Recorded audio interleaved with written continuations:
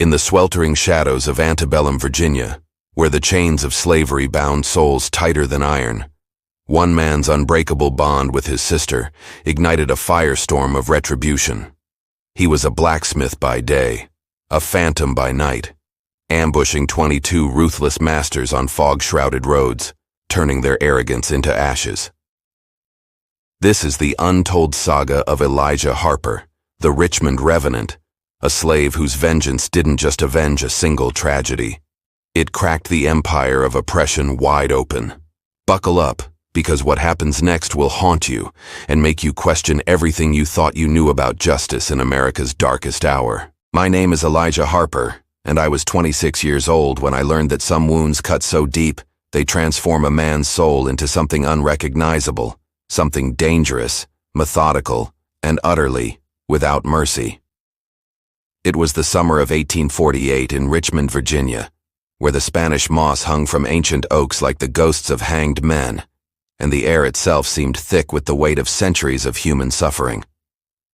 I worked as a blacksmith on the Hawthorne plantation, one of the largest and most prosperous in the Tidewater, where my skills with metal and fire made me valuable enough to avoid the worst brutalities that befell fields. The forge was my domain, a place where raw iron could be transformed into tools, horseshoes, and implements that kept the plantation running.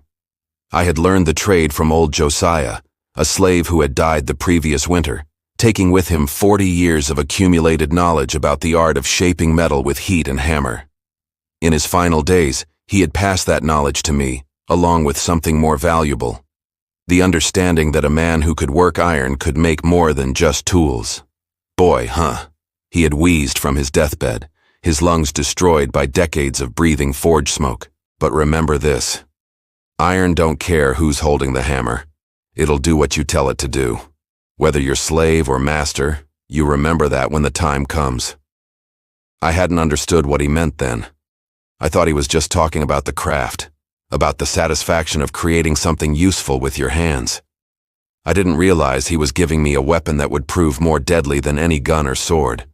The Hawthorne plantation was home to nearly 180 slaves who worked the tobacco fields and cotton crops that made Master Elias Hawthorne one of the wealthiest men in Virginia. He was a man of perhaps 50 years with graying hair and the soft hands of someone who had never done physical labor. Unlike some plantation owners, he was not particularly cruel by the standards of the time. He fed his slaves adequately, provided basic medical care, and rarely used the whip except for serious infractions. But he was still a man who owned other human beings, who bought and sold people like livestock, who saw us as property rather than souls created in God's image, and that fundamental evil would prove to be his undoing, though he didn't know it yet. My sister Eliza was 15 years old, beautiful in the way that made her both blessed and cursed in the world of slavery. She worked in the big house as a seamstress and lady's maid, her quick fingers and gentle manner making her valuable to Mistress Hawthorne and her daughters. Eliza had dreams of freedom, whispered to me during our brief moments together. Dreams of a life where she could choose her own path and perhaps even learn to read and write. "Elijah," she would say, as we sat by the slave quarters in the evening, "do you think we'll ever be free? Really free? Not just promised freedom that never comes." "I don't know, sister," I would reply, watching the sparks from my forge dance in the darkness. "But I know we got to keep hoping. Hope's about the only thing they can't take away from us." I was wrong about that, as I would soon learn. They could take away hope along with everything else that made life worth living. And when they did, they would discover what happened when a man with nothing left to lose had access to a forge and the skills to use it. The night that changed everything was July 20th, 1848. A violent thunderstorm had swept in from the Atlantic, bringing with it winds that bent the great oaks nearly to the ground, and rain that fell in sheets so thick you could barely see 10 ft in any direction. It was the kind of storm that made travel dangerous, that sent sensible people indoors to wait for calmer weather. But Judge Harlan, Colonel Beaumont, and Merchant Whitaker were not sensible people. They were drunk, arrogant, and accustomed to taking whatever they wanted, regardless of the consequences. They had been attending a social gathering in Richmond, one of those elaborate affairs where the wealthy elite gathered to celebrate their prosperity, while the people who created that wealth suffered in bondage. The three men had left Richmond late, despite the approaching storm, confident that their expensive horses and fine carriages would see them safely home to their respective plantations. But the storm had caught them on the road, forcing them to seek shelter at the nearest plantation, which happened to be Hawthorne's. Master Hawthorne welcomed them warmly, as was expected when men of their social standing required assistance. Judge Harlan was a powerful figure in Richmond society, known for his harsh sentences against slaves who dared to resist their bondage.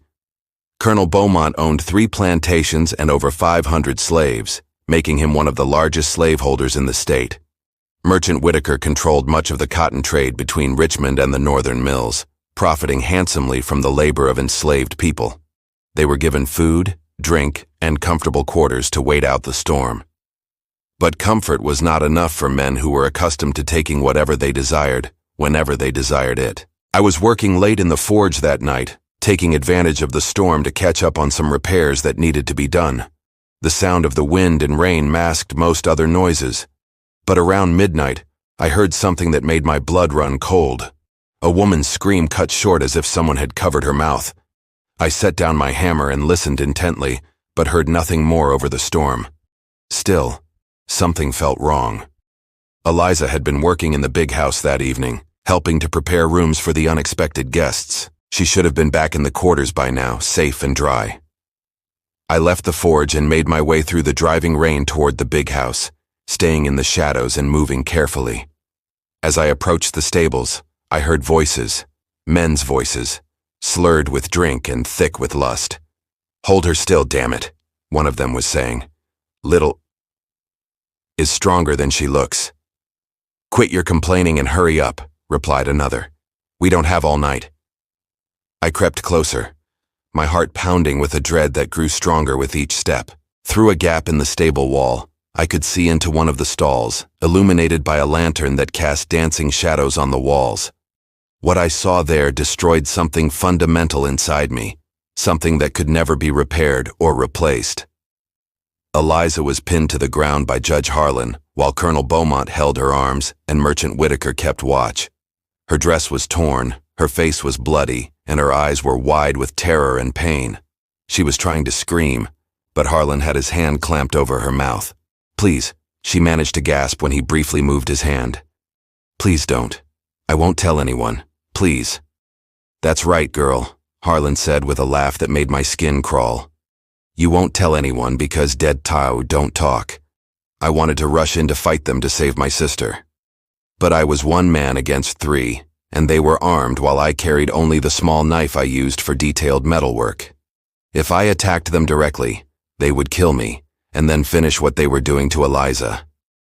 I needed a weapon, needed help, needed something more than just rage and desperation, but by the time I could have returned with help or weapons, it was too late.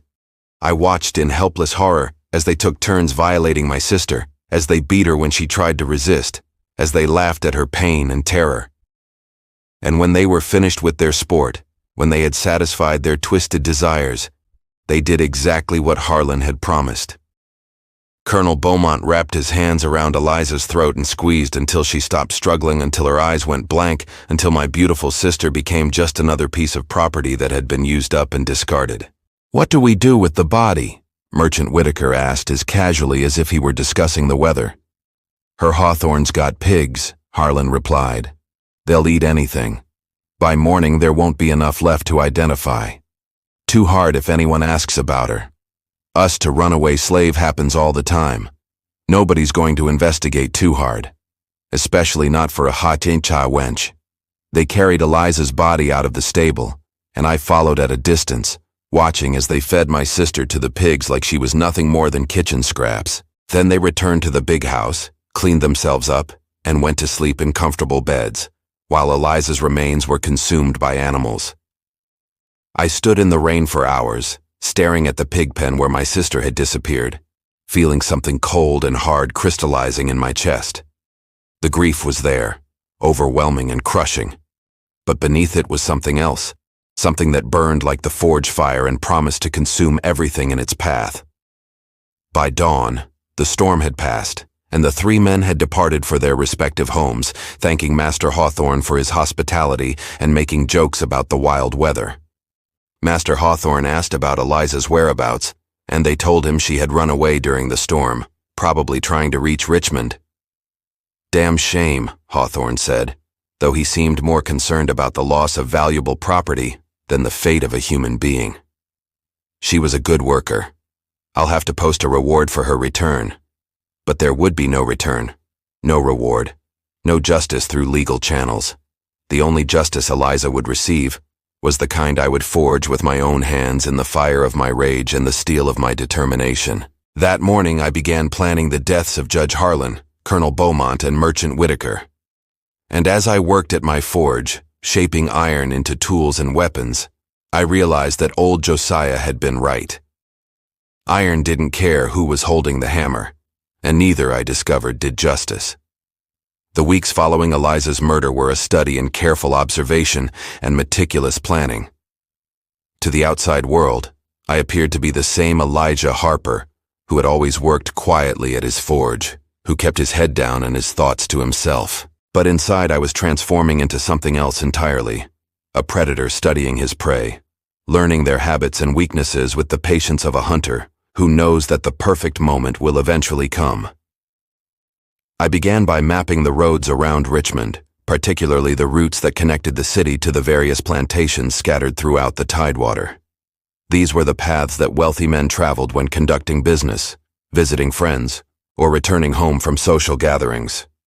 Most importantly, these were the roads where Judge Harlan, Colonel Beaumont, and Merchant Whitaker would eventually find themselves alone and vulnerable. The forge became my laboratory where I experimented with creating weapons that would serve my purposes. I couldn't simply steal guns or swords. Such thefts would be noticed and investigated.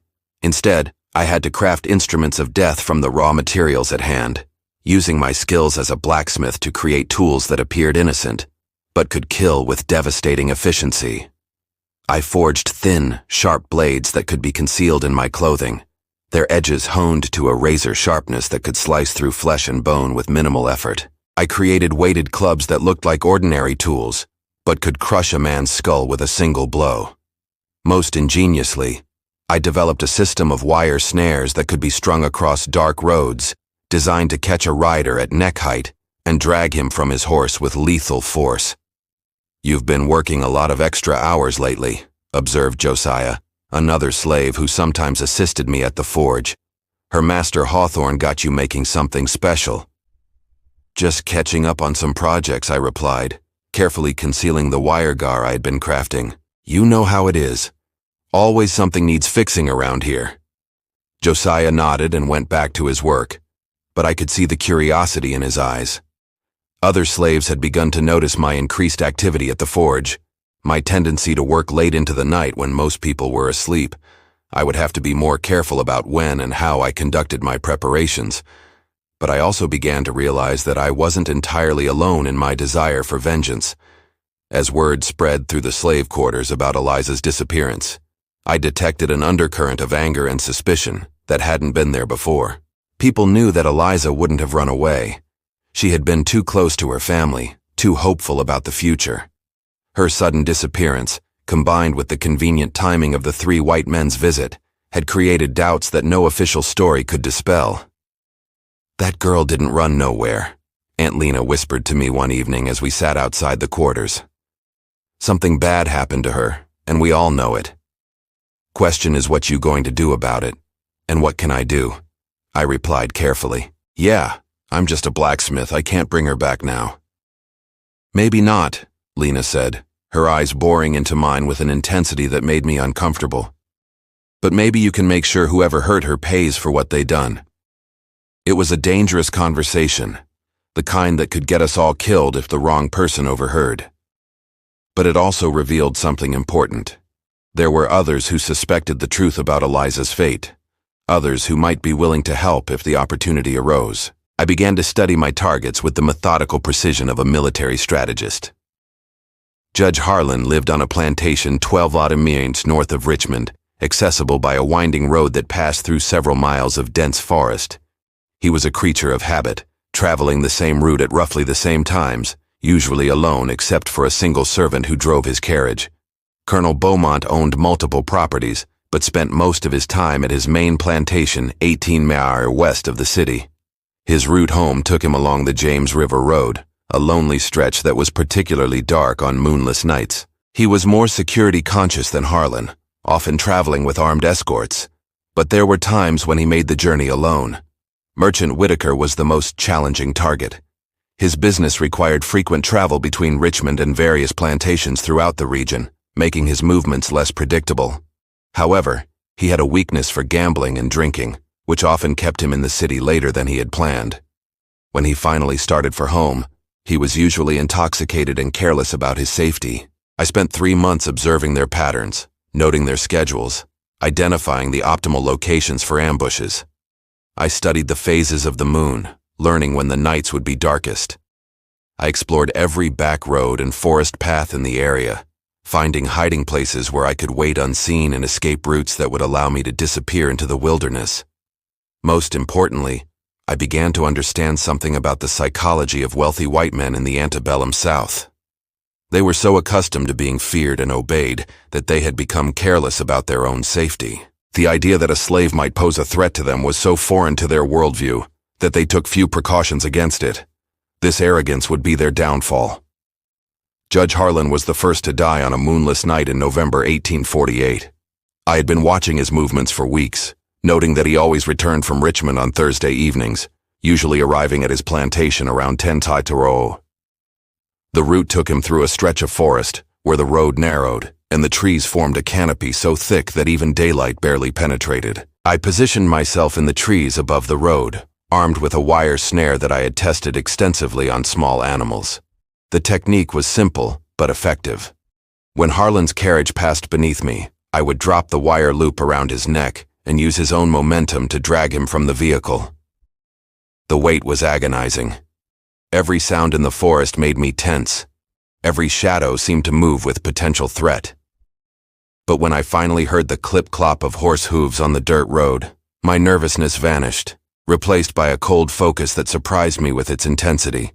Harlan's carriage appeared exactly when I expected it, the judge himself visible in the driver's seat with his servant beside him. They were talking quietly, probably discussing business or social matters, completely unaware that death was waiting in the trees above them. I dropped the snare with perfect timing, the wire loop settling around Harlan's neck just as the carriage passed beneath my position. The sudden jerk as the wire tightened lifted him from his seat and sent him tumbling to the ground, while his terrified servant fought to control the spooked horses. Harlan was still alive when I reached him, gasping and clawing at the wire that was embedded in his throat. His eyes widened with shock and recognition as he saw me approaching with a knife in my hand. "You," he wheezed, blood frothing from his mouth. "You're Hawthorne's blacksmith." "I'm Elijah Harper's brother," I replied quietly, kneeling beside him. "And you're going to pay for what you did to her." "I don't know what you're talking about." And July 20th. The storm. "You and your friends raped and murdered my sister in Hawthorne's stable, then fed her body to the pigs." Harlan's eyes showed a flicker of memory followed by fear as he realized why I was there. "Please," he gasped. "I'll pay you. Anything you want to." "There's nothing you have that I wanted," I said, "except your life." The knife slid between his ribs with surprising ease, finding his heart with the precision that comes from years of working with sharp tools. Harlan's eyes went blank, and the man who had sentenced countless slaves to death finally received a sentence of his own. His servant had managed to calm the horses and was now staring at me in terror, clearly uncertain whether to run or try to help his master. "He's dead," I told him calmly. "You can stay and try to explain what happened, or you can drive away and pretend you never saw me. Your choice." The servant chose to drive away, whipping the horses into a gallop and disappearing into the night. I dragged Harlan's body into the forest, where it would be found eventually, but not immediately. By the time anyone discovered him, I would be back at the plantation working at my forge with a perfect alibi. The next morning brought news of Judge Harlan's mysterious death found by a search party after his servant reported the attack. The official story was that he had been killed by highwaymen, though the fact that his money and valuables were untouched raised questions that no one could answer. Terrible thing, a Master Hawthorne said at breakfast, shaking his head sadly. Her Harlan was a good man, a pillar of the community. I hope they catch whoever did this. I nodded sympathetically while continuing to eat my cornbread, giving no sign that I was the person they would be looking for. Inside, however, I felt a satisfaction that was both disturbing and addictive. Judge Harlan was dead, and Eliza had received the first installment of the justice she deserved, but there were still 2 more debts to collect. Colonel Beaumont proved to be a more challenging target. News of Harlan's death had made the local elite more cautious about traveling alone, and Beaumont had begun varying his routes and schedules in ways that made him difficult to predict. I spent weeks tracking his movements, looking for patterns that I could exploit. The opportunity finally came in January 1849, when Beaumont attended a wedding in Richmond that kept him in the city until well past midnight. He was traveling alone, probably assuming that the late hour would provide its own protection, taking the James River Road toward his plantation. This time, I used a different approach. Instead of an ambush from above, I created what appeared to be a fallen tree blocking the road. When Beaumont stopped his carriage to investigate, I attacked from the side, using a weighted club to knock him unconscious before he could draw his weapon. "Colonel Beaumont," I said as he regained consciousness, finding himself tied to a tree beside the road. "We need to talk." "And who are you?" he demanded, struggling against the ropes. "And what do you want?" "I'm Elijah Harper. You killed my sister Eliza on July 20th, along with Judge Harlan and Merchant Whitaker.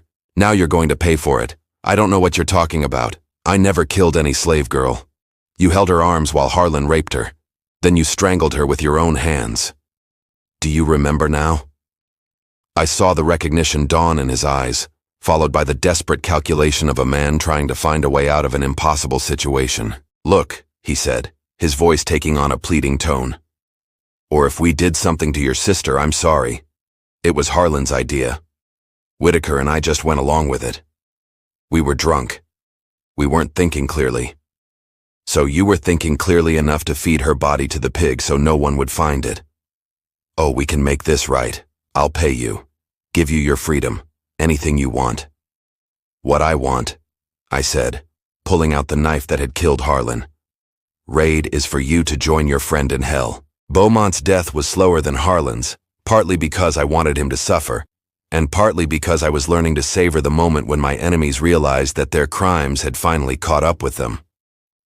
When it was over, I left his body tied to the tree where it would be found quickly, sending a message that these deaths were not random acts of violence. The discovery of Colonel Beaumont's body sent shockwaves through Richmond society. 2 prominent men dead within 2 months, both killed in ways that suggested personal vengeance rather than simple robbery. The authorities began to suspect that they were dealing with something more dangerous than common criminals. "There's a pattern here." I overheard Master Hawthorne telling his wife, "Someone is targeting specific people, someone with a grudge against the establishment.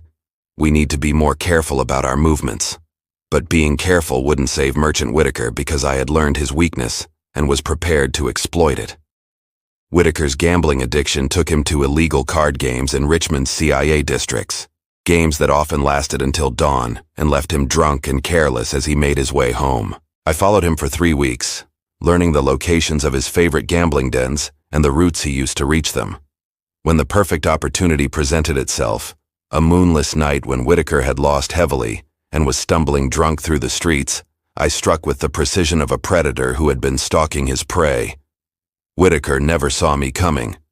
One moment he was walking unsteadily toward his carriage, and the next he was unconscious in an alley, bound and gagged, and waiting for me to finish what he and his friends had started. "Merchant Whitaker," I said, as he regained consciousness in the abandoned warehouse where I had taken him.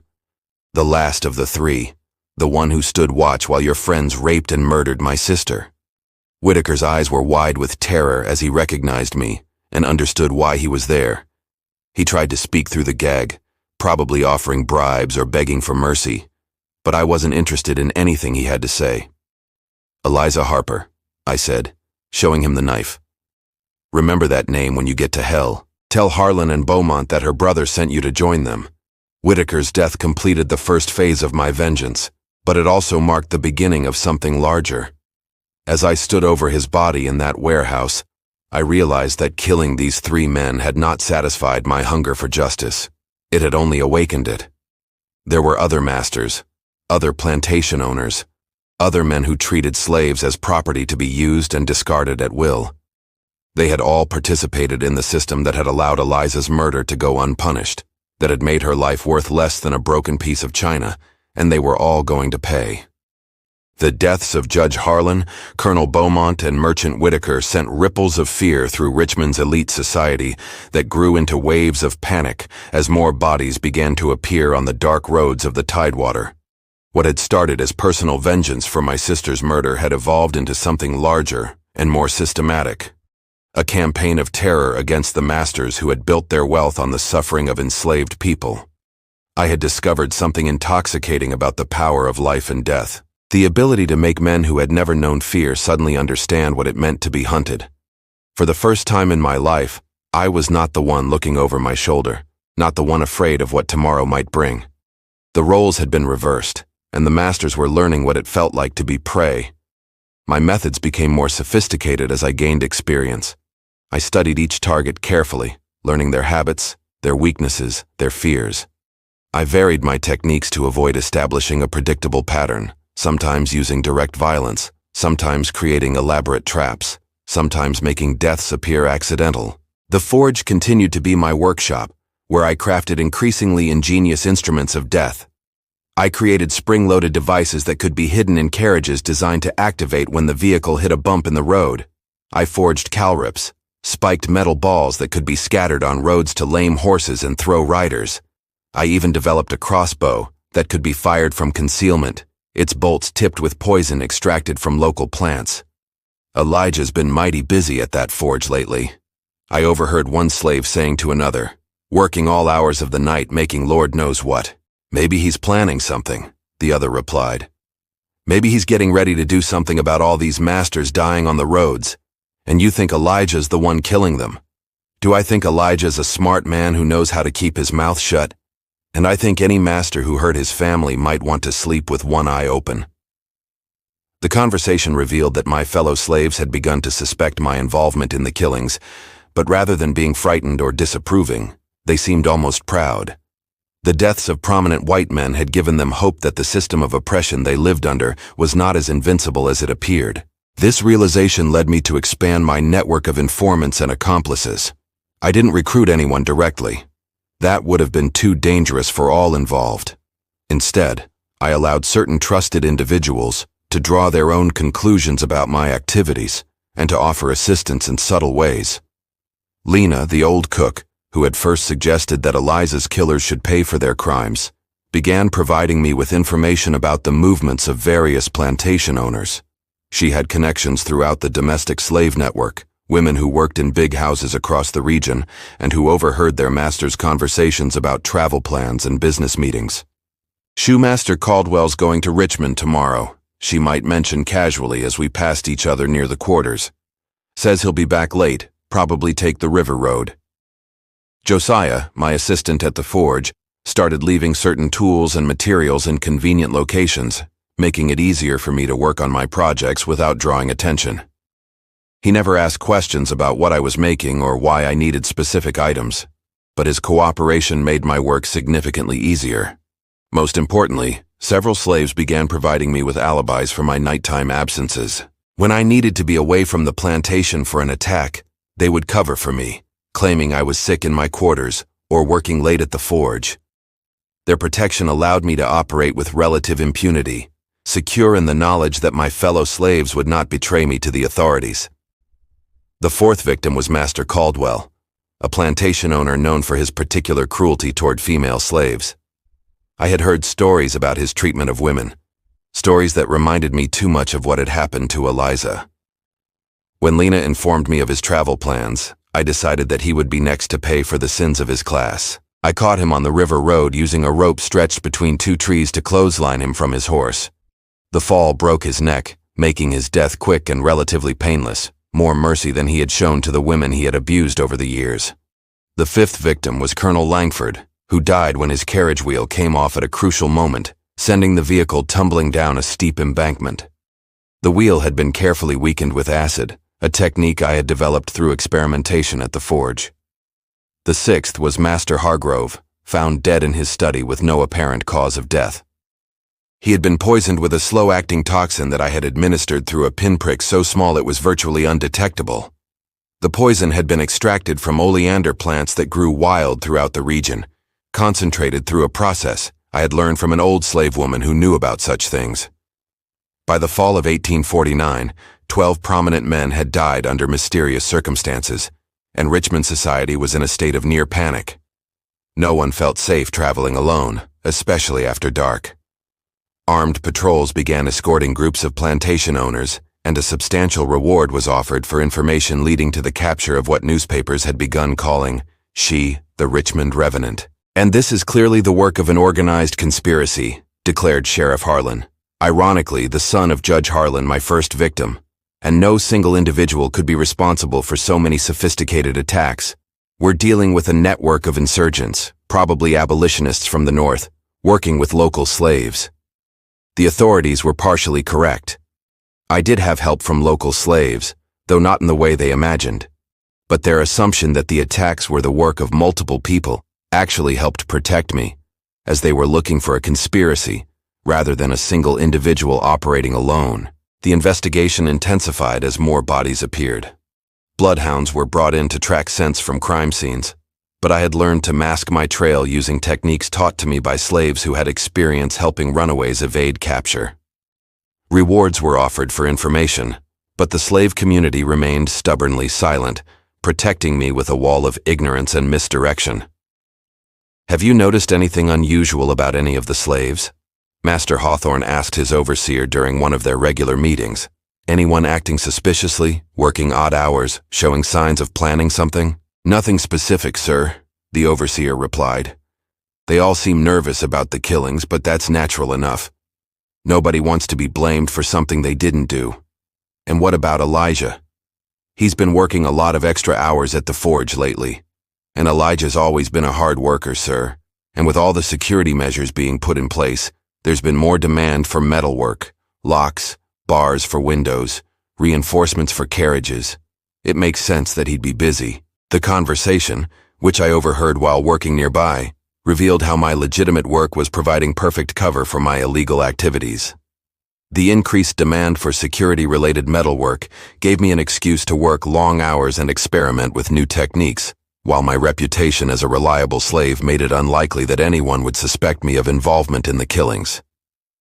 But the investigation was getting closer to the truth, and I knew it was only a matter of time before someone made the connection between my activities and the deaths on the roads. I needed to be more careful, more selective about my targets, more creative in my methods. The 13th victim was Master Ellis, who died when his horse threw him during what appeared to be a routine ride around his plantation.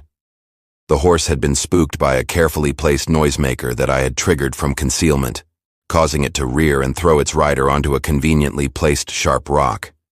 The 14th was Master Donovan, found drowned in a creek that he had crossed safely hundreds of times before. He had been knocked unconscious by a weighted rope that swung down from an overhanging tree branch, then held underwater until he stopped breathing.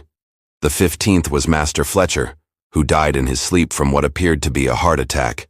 In reality, he had been poisoned with a toxin that mimicked the symptoms of cardiac failure, administered through a dart fired from a blowgun while he sat on his porch enjoying his evening brandy. Each death was carefully planned and executed, designed to appear either accidental or the work of common criminals. But the cumulative effect was unmistakable. Someone was systematically eliminating the plantation elite, and that someone was very good at killing. "We need to face the truth," declared Captain Whitaker during a meeting of plantation owners at the Richmond Club. "These aren't random attacks or common robberies. Someone is hunting us, picking us off one by one, and they're not going to stop until we're all dead." But who could be responsible?" asked Master Hawthorne. "And how are they getting such detailed information about our movements?" "It has to be someone with access to our homes and businesses," replied Colonel Langston. "Someone who can observe our habits without arousing suspicion. Someone who knows our routines better than we do ourselves." "And you're talking about slaves," said Master Caldwell's son, who had inherited his father's plantation. You're saying our own property is conspiring against us. I'm saying we need to consider all possibilities, Captain Whitaker replied grimly. And the possibility that our slaves are not as loyal as we've assumed. The meeting ended with a decision to implement stricter security measures and to begin interrogating slaves suspected of involvement in the conspiracy. I knew that it was only a matter of time before the investigation reached me, and I began making preparations for the inevitable confrontation. But I also knew that I had already accomplished something unprecedented in the history of the antebellum South. For the first time, the masters were afraid of their slaves. For the first time, the people who had built their wealth on violence and oppression were experiencing the fear that their victims had lived with every day. Eliza's death had been avenged many times over, but her spirit would not be satisfied until the entire system that had enabled her murder was brought to its knees, and I was just getting started. The forge continued to burn late into the night, shaping iron into instruments of justice, preparing for the battles that lay ahead. The Richmond Revenant had become more than just a killer. He had become a symbol of resistance, a reminder that even the most oppressed people could find ways to fight back. And the masters were beginning to realize that their reign of terror was coming to an end. By the spring of 1849, I had killed 22 men, and Richmond society was on the verge of complete collapse. Plantation owners were abandoning their properties and fleeing to the safety of the city, where they could huddle together behind locked doors and armed guards. Those who remained in the countryside traveled only in large, heavily armed groups, turning simple business trips into military expeditions. The authorities had brought in federal marshals, military investigators, and even Pinkerton detectives to solve what they were now calling the Richmond Terror. Rewards totaling over $5,000 had been posted for information leading to the capture of the killer, or killers responsible for the deaths. It was more money than most slaves would see in 10 lifetimes. But still, the wall of silence held. "Somebody knows something," declared Captain Donovan, the military officer who had been put in charge of the investigation. "You don't kill 22 men without leaving traces, without making mistakes. Someone has seen something, heard something, knows something, and we're going to find out what it is." The investigation had become increasingly brutal as the authorities grew desperate for results. Slaves suspected of involvement were subjected to interrogations that often involved torture, their bodies bearing the marks of whips, brands, and other instruments of persuasion. Several had died under questioning, their deaths officially attributed to her own natural causes or no accidents during interrogation. But the torture produced no useful information because the slaves being questioned genuinely knew nothing about the specific details of my activities. They might suspect that I was involved, might even hope that I was responsible, but they had no concrete evidence to offer, even if they had been willing to betray me. This changed when I made the mistake that would ultimately lead to my downfall. Master Sterling was a particularly vicious plantation owner who had recently purchased a group of slaves from a bankrupt neighbor. Among them was a young woman named Ruth, barely 15 years old, who reminded me painfully of Eliza. When I learned that Sterling had been abusing her in ways that echoed my sister's fate, I decided that he would be my next target. But Sterling was also one of the most security-conscious men in the region. He never traveled alone, always varied his routes, and had hired professional guards to protect him. Getting close enough to kill him would require a more direct approach than I had used with previous victims. I decided to infiltrate his plantation during a social gathering, when the presence of many visitors would provide cover for my activities. The plan was to poison him during the dinner using a toxin that would take several hours to work, giving me time to return to my own plantation before his death was discovered. The gathering was a celebration of Sterling's recent marriage to a young woman from a prominent Richmond family. Dozens of guests attended, including several plantation owners who were on my list of future targets. It was an opportunity to eliminate multiple enemies at once, but it was also the most dangerous mission I had ever attempted. I gained access to the plantation by posing as a servant borrowed from a neighboring property, a common practice during large social events. My knowledge of plantation protocols and my ability to blend in with other slaves allowed me to move freely through the house, observing the layout and identifying opportunities to strike. The poison I had chosen was derived from castor beans, a plant that grew wild throughout the region. The toxin was virtually undetectable when properly prepared, and its effects wouldn't manifest for several hours after ingestion. I had tested it extensively on small animals, perfecting the dosage needed to ensure death while avoiding immediate symptoms that might reveal the cause.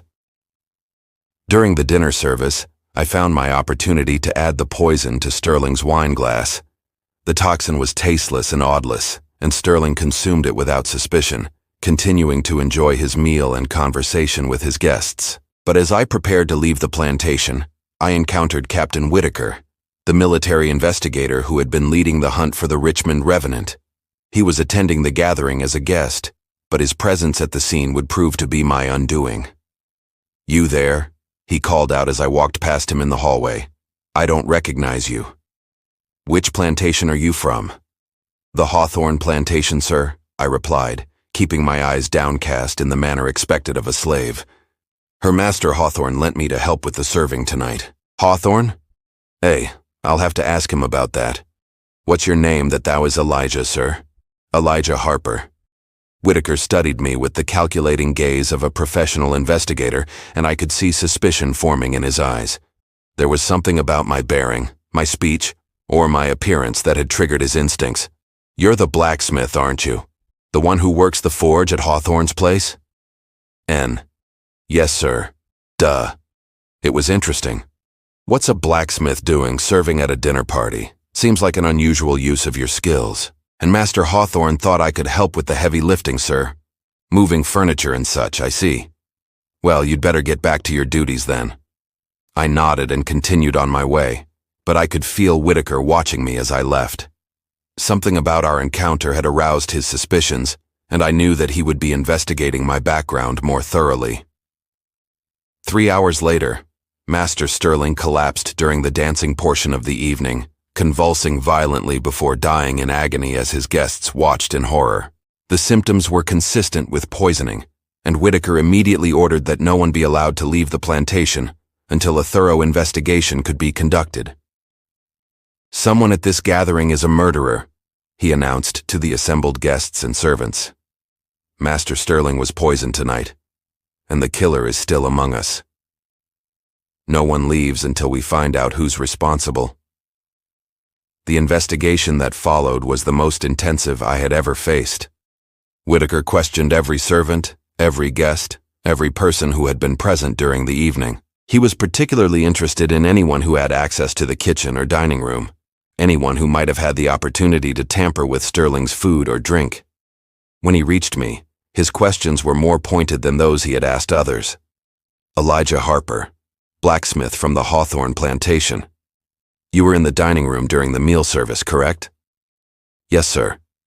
Helping to serve and clear dishes. Did you notice anything unusual about Master Sterling's behavior during dinner? Any signs that he might have been feeling ill?" "Why?" "No, sir. He seemed to be enjoying himself." "What about his food and drink? Did you handle his plate or glass at any point?" "I might have, sir. There were so many dishes being passed around, it's hard to remember exactly." Whitaker leaned forward, his eyes boring into mine with an intensity that made my skin crawl. "Do you know, Elijah, I've been investigating these killings for months now. 22 prominent men dead, all killed by someone with intimate knowledge of their habits and movements. Someone with access to their homes and businesses. Someone who could move freely through plantation society without arousing suspicion. Yes, sir. Terrible business. The killer would need to be intelligent, skilled with tools and weapons, able to plan complex operations and execute them flawlessly. Someone like a blacksmith, perhaps someone who understands metallurgy, chemistry, mechanics, someone who could forge weapons and create poisons and build elaborate traps."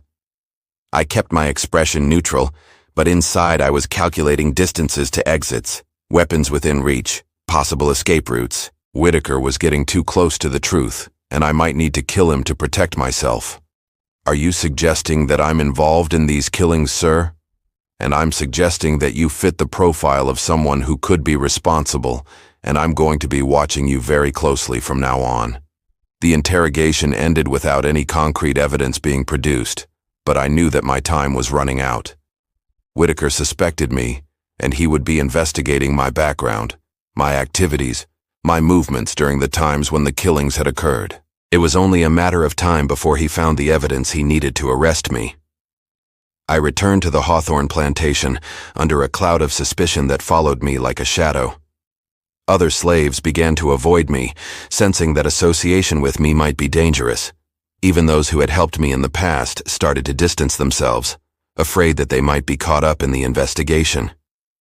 "Elijah," Lena whispered to me one evening as we passed near the quarters, "you need to be careful. That military man's been asking questions about you, about your work at the forge, about where you go at night, and what kind of questions, about your tools, about what you've been making lately.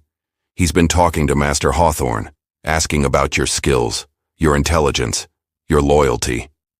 He thinks you might be the one they're looking for. Turn. What do you think, Lena?"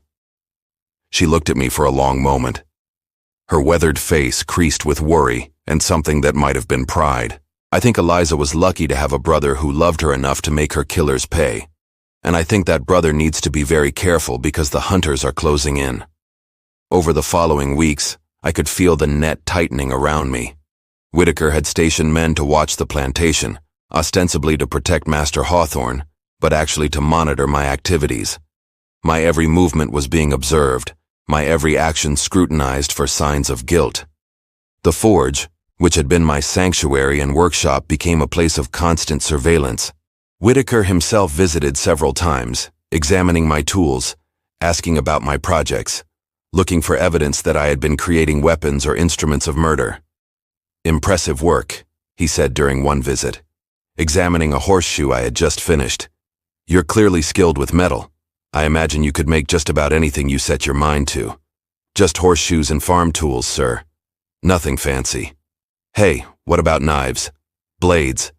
I notice you have quite a collection of sharp implements here. I see all tools of the trade, sir. Can't be a blacksmith without knives for cutting and shaping, of course. And I'm sure you know all about metallurgy, about the properties of different metals, about how to make steel hard enough to cut through bone. I know what I need to know to do my job, sir. And I'm sure you do. I'm sure you know a great deal more than you let on." The psychological pressure was intense, designed to make me crack under the strain and confess to crimes that Whitaker couldn't prove. But I'd been living under pressure my entire life, had learned to hide my thoughts and feelings behind a mask of subservience that had protected me for decades. What I hadn't counted on was betrayal from an unexpected source. Josiah, my assistant at the forge, had been arrested and subjected to intensive interrogation. Unlike the other slaves who had been questioned, Josiah had actually seen some of my activities, had noticed the unusual items I had been creating, had helped me with projects that he now realized were connected to the killings. Under torture, he finally broke. "Yes," he screamed as the whip fell across his back for the 20th time. "Yes, Elijah made weapons. I seen him working on knives, on wire, on things I didn't understand. He worked at night when he thought nobody was watching. He made me help him, threatened to kill me if I told anyone." The confession gave Whitaker the evidence he needed to obtain a warrant for my arrest, but it also gave me advanced warning as news of Josiah's betrayal spread quickly through the slave quarters. "They coming for you?" Old Tom whispered as he passed by the forge. "Tonight, maybe tomorrow." Josiah told them everything. I had always known this moment would come, had prepared for it as carefully as I had planned each of my attacks. Hidden in the forge were weapons, supplies, and maps that would allow me to disappear into the swamps and forests of the Tidewater. I had studied the routes used by runaway slaves, had identified hiding places where I could evade capture for weeks or even months, but I also knew that running would only delay the inevitable. Whitaker was a skilled investigator with unlimited resources at his disposal. He would track me down eventually, and when he did, I would face a choice between capture and death. As I prepared for my final escape, I reflected on what I had accomplished during my 2-year campaign of vengeance. 22 men were dead. The plantation system was in chaos, and the masters, who had once seemed invincible, were now cowering behind locked doors and armed guards. Eliza's death had been avenged many times over, but more importantly, I had proven that slaves were not powerless, that the system of oppression could be challenged and damaged by those it sought to control. The forge fire burned one last time as I destroyed the evidence of my activities, melting down the tools and weapons that had served me so well. Tomorrow, I would be a fugitive, hunted by every law enforcement agency in the South. But tonight, I was still the Richmond Revenant, the slave who had made masters afraid to leave their homes, and that was a legacy worth dying for. The manhunt that followed my escape from the Hawthorne plantation was the largest in Virginia history. Captain Whitaker commanded over 200 men, including federal marshals, state militia, local sheriffs, and professional slave catchers with their packs of bloodhounds. They had maps of every road, path, and waterway in the Tidewater, along with detailed knowledge of the hiding places traditionally used by runaway slaves. But I had advantages that ordinary runaways lacked. My 2 years of systematic killing had taught me to think like a hunter rather than prey, to plan multiple moves ahead, to anticipate my enemy's actions and counter them before they could be implemented. More importantly, I had spent months preparing for this moment, caching supplies and weapons throughout the region, creating a network of safe houses and escape routes that would allow me to stay ahead of my pursuers. The chase began at dawn on June 10, 1850, when Whitaker and his men surrounded the Hawthorne plantation, expecting to find me asleep in my quarters. Instead, they found an empty bed and a cold forge along with evidence that I had been gone for hours. "Kahi knew we were coming," Whitaker said grimly as he examined my abandoned workspace. "Someone warned him, gave him time to prepare. We're not just hunting a runaway slave. We're hunting a military strategist who's been planning this escape for months." The bloodhounds picked up my scent immediately, following a trail that led from the plantation toward the James River. But the trail ended abruptly at the water's edge, where I had waded into the current to mask my scent and confuse the dogs. "He's crossed the river," declared Jake Harlan, the lead slave catcher. "Dogs can't track him through running water. We'll have to split up, search both sides of the river until we pick up the trail again." But I hadn't crossed the river. Instead, I had waded upstream for nearly a mile before emerging on the same side, using an old trick that runaway slaves had employed for decades. By the time the search parties realized their mistake, I had a 6-hour head start and was deep in the swamplands that I knew better than any of my pursuers. The first week of the chase was a deadly game of cat and mouse, played out across hundreds of square miles of treacherous terrain. I moved primarily at night, using my knowledge of the landscape to avoid the search parties, while striking at isolated groups of pursuers when the opportunity presented itself. 3 slave catchers died on the second night when they made camp in a grove of trees where I had previously cached weapons. I killed them silently with a knife, taking their guns and ammunition before disappearing back into the swamp. 2 militiamen were found dead on the 4th day, apparently killed by a trap that had been set across a game trail they were following. The trap was a simple but effective device, a sharpened stake triggered by a tripwire designed to impale anyone who walked into it. "He's not running," Whitaker realized after examining the latest crime scene. "He's hunting us. Every time we think we're closing in on him, he turns the tables and picks off some of our men. We're not chasing a fugitive. We're fighting a guerrilla war against someone who knows this terrain better than we do." The psychological effect of these attacks on the search parties was devastating. Men who had volunteered to hunt down a runaway slave found themselves being stalked by a predator who could strike without warning and disappear without a trace. Several groups refused to continue the search, claiming that they were being sent on a suicide mission. But Whitaker was determined to capture me, driven by a professional pride that wouldn't allow him to be defeated by a slave. He brought in more men, better equipment, and tracking specialists from as far away as Virginia. He also implemented a new strategy designed to force me out of hiding. "We're going to make this personal, Brig," he announced to his assembled forces. "Elijah Harper has been killing our people for 2 years, and now he's killing the men who are trying to bring him to justice. It's time to show him that actions have consequences." The new strategy involved targeting the slaves who had helped me during my campaign of vengeance. Lena, the cook, who had provided me with information, was arrested and publicly whipped until she revealed the locations of several safe houses I had used. Josiah, who had already betrayed me under torture, was hanged as an example to other slaves who might be tempted to help fugitives. Most devastatingly, Whitaker ordered the execution of 12 slaves from the Hawthorne plantation. chosen at random to demonstrate the price of harboring a murderer. They were shot in front of the assembled slave population, their bodies left hanging from trees as a warning to anyone who might be tempted to assist me. "Elijah Harper," Whitaker shouted into the swamp, his voice carrying across the water and through the trees where he knew I was hiding. "I know you can hear me. 12 innocent people are dead because of you.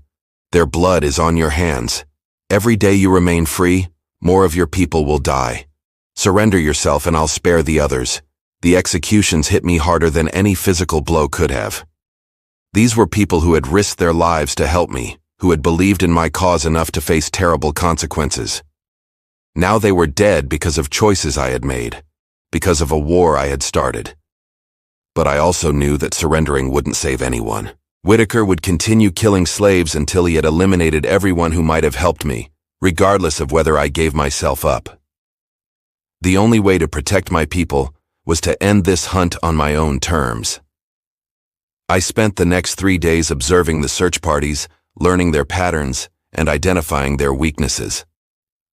Whitaker had divided his forces into smaller groups to cover more territory, but this also made them more vulnerable to attack. I began picking them off systematically using the guerrilla tactics I had perfected during my months of hunting plantation owners. A group of 5 militiamen died when they triggered an explosive device I had constructed using gunpowder, stolen from their own supplies. The explosion not only killed them instantly, but also served as a psychological weapon, demonstrating that nowhere was safe from my reach. 2 federal marshals were found dead in their camp, killed silently during the night while their companions slept nearby. The precision of the attack, throats cut with surgical accuracy, no sounds to wake the others, sent a clear message about my capabilities. A team of slave catchers with their bloodhounds was eliminated when they followed a false trail I had laid, leading them into a bog where they became trapped and were picked off one by one as they struggled in the mud. "He's not human," one surviving militia told Whitaker after witnessing the bog attack. "No man could move through that swamp like he does, could kill so many people without making a sound. We're fighting a demon, not a slave." But I was very human, and the constant stress of being hunted was taking its toll. I had lost weight, my clothes were in tatters, and my body bore the marks of countless scratches and insect bites from moving through dense vegetation. More importantly, I was running low on supplies and ammunition, and the safe houses I had prepared were being discovered and destroyed one by one. The end came on June 23rd, 2 weeks after the chase had begun. I had been forced to take shelter in an abandoned cabin deep in the swamp, a place I had hoped would be too remote for the search parties to find. But Whitaker had brought in sea-owl trackers from Florida, men who knew swampland better than anyone, and who could follow signs that would be invisible to ordinary hunters. I woke to the sound of dogs baying in the distance, growing closer with each passing minute. Through the cabin's single window, I could see torches moving through the trees, dozens of them surrounding my position in a tightening circle. "Elijah Harper." Whitaker's voice echoed through the swamp. "How you're surrounded. There's nowhere left to run. Come out with your hands up and I guarantee you'll live long enough to stand trial." I checked my weapons, a rifle with 3 rounds remaining, 2 pistols with 4 shots between them, and the knife that had started my career of vengeance. 7 bullets against 200 men. The mathematics of the situation were clear, but I had one advantage left. The cabin itself was a trap I had prepared months earlier, rigged with explosives that would bring down the entire structure and anyone inside it. If I was going to die, I would take as many of my enemies with me as possible. "Whitaker," I called back, my voice carrying across the water. "I want to talk. Come closer so we can discuss terms." "There are no terms, Elijah. You're a murderer and a terrorist. Your only choice is surrender or death." "Then let me tell you something before I die. I killed 25 men, not 22. Judge Harlan, Colonel Beaumont, Merchant Whitaker, and 22 others. I killed them all for my sister Eliza, who was raped and murdered by your precious masters, and I'd do it again." "You're insane. You've killed innocent people." "Innocent?" I laughed, a sound that held no humor. "There are no innocent masters, Whitaker. Every one of them built their wealth on our suffering. Every one of them participated in a system that treated human beings like livestock. They got exactly what they deserved. Enough talk." Men, prepare to storm the cabin. I could see the search party moving into position, surrounding the cabin from all sides. In moments, they would rush the building expecting to find a cornered fugitive ready to surrender. Instead, they would find a man who had chosen to die as he had lived for the past 2 years on his own terms. "Eliza," I whispered, touching the knife that had killed her murderers. "I kept my promise. I made them pay. All of them." I lit the fuse that would detonate the explosives, giving myself 30 seconds to prepare for the end. Through the window, I could see Whitaker himself leading the charge, his face twisted with the satisfaction of a hunter who had finally cornered his prey. "For Elijah Harper," I shouted as the search party reached the cabin door. "For every slave who died in chains, for everyone who never got the chance to fight back, the explosion destroyed the cabin, and everything within 50 ft of it, killing 17 men, including Whitaker himself." The blast was heard for miles, a final thunderclap that marked the end of the Richmond Revenant's reign of terror. When the smoke cleared, they found my body among the wreckage, burned beyond recognition, but still clutching the knife that had started my war against the masters. The official report listed me as a terrorist and murderer, a dangerous insurgent who had threatened the stability of Southern society. But among the slaves, a different story was told. They spoke of Elijah Harper, the blacksmith who had loved his sister enough to make her killers pay, who had shown that even the most oppressed people could fight back against their oppressors. They told their children about the man who had made masters afraid to leave their homes, who had proven that the system of slavery was not as invincible as it appeared. The forge where I had worked was preserved by the slaves who remained on the Hawthorne plantation, maintained as a shrine to the memory of a man who had transformed tools of labor into instruments of justice. They would gather there in secret, telling stories about the Richmond Revenant and the night he had made the masters pay for their crimes. Years later, when the Civil War finally ended slavery throughout the South, former slaves would still speak of Elijah Harper and his campaign of vengeance. They would point to the scars on plantation society, the fear that had never quite left the eyes of former masters, the knowledge that oppression always carries within it the seeds of its own destruction. My story became a legend passed down through generations of African-Americans who understood that sometimes justice requires violence, that sometimes the only way to stop evil is to fight it with every weapon at your disposal. The knife that had killed Eliza's murderers was preserved in a museum alongside the tools I had forged in my campaign of vengeance. The inscription beneath the display read, 1823-1853, the Richmond Revenant. He showed that even in the darkest times, the oppressed can find ways to fight back. It was not the epitaph I would have chosen for myself, but it was an accurate one. I had been a slave who became a killer, a blacksmith who forged justice from iron and fire, a brother who had kept his promise to make his sister's murderers pay. In the end, that was enough. Eliza had been avenged. The masters had learned to fear their slaves, and the system of oppression had been shown to be vulnerable to those it sought to control. The forge had done its work, transforming raw iron into instruments of liberation, and the fire that had burned there would continue to burn in the hearts of all who refused to accept injustice as inevitable. Historical note: the story of Elijah Harper represents the experiences of countless enslaved people who chose violent resistance over passive submission. While this particular account is fictional, it is based on documented cases of slave rebellions and individual acts of resistance throughout the antebellum South. The character of Elijah Harper was inspired by historical figures like Nat Turner, who led a major slave rebellion in Virginia in 1831, and countless unnamed slaves who fought back against their oppressors in ways both large and small. The tactics described in the story, guerrilla warfare, targeted assassinations, psychological terror, were actually employed by various resistance movements throughout the history of slavery. The Richmond Revenant mentioned in this story is fictional, but similar figures existed throughout the South, slaves and free blacks who used violence to resist the system of oppression. Their stories were often suppressed by authorities and lost to history, but they played a crucial role in undermining the stability of the slave system. The forge described in the story was preserved by former slaves after the Civil War, and eventually became part of a museum dedicated to African-American history in Virginia.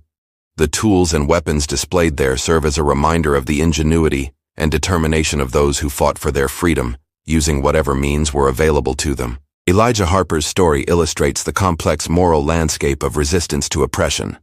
While his methods were violent and his victims numerous, his actions were driven by a desire for justice in a system that provided no legal recourse for the crimes committed against his family and his people. The legacy of figures like Elijah Harper extends far beyond their individual acts of resistance. They demonstrated that the system of slavery was vulnerable, that the oppressed could fight back, and that justice sometimes requires violence when legal channels are closed to those seeking redress. Today, the story serves as a reminder that freedom is never free, that justice sometimes comes at a terrible price, and that the love of family can drive ordinary people to extraordinary acts of courage and vengeance. The knife that Elijah Harper used to kill his sister's murderers remains on display in the Richmond Museum of African American History, a testament to the power of love to transform grief into action and oppression into resistance. The echoes of Elijah Harper's vengeance reverberate through time, a stark reminder that when justice is denied through legal means, some will seek it through violence. His story illuminates the terrible choices faced by the oppressed when the system offers no recourse for the most heinous crimes, and how love for family can transform an ordinary man into an instrument of retribution. As the dust settles on Elijah's fiery legacy, one question lingers. In a world stacked against you, where do you draw the line between survival and savagery? Drop your thoughts in the comments. What would you have forged in that fire? If this tale of raw defiance gripped you, smash that like button, subscribe for more hidden chapters of American grit and rebellion, and hit the bell so you never miss a spark. Share it with someone who needs to hear that even chains can be broken. Until next time, remember, history isn't just written by the victors, it's forged by the forgotten. Fade to black.